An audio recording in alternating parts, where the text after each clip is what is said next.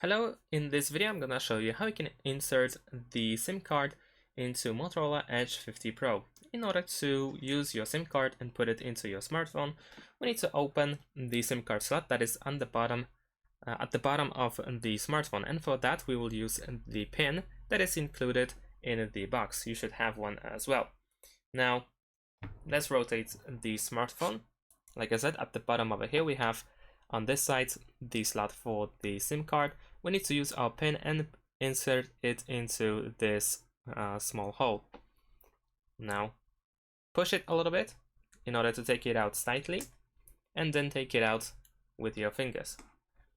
Alright, now over here we have one slot for the SIM card. At the reverse side there is really nothing that we can do. We can't even use the memory card. Then we need to simply insert the SIM card into the slot. Whoops, one more time. There we go.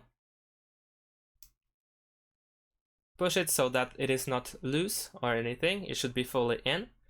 And then, while facing this side, we need to put it back in at the bottom. And there we go.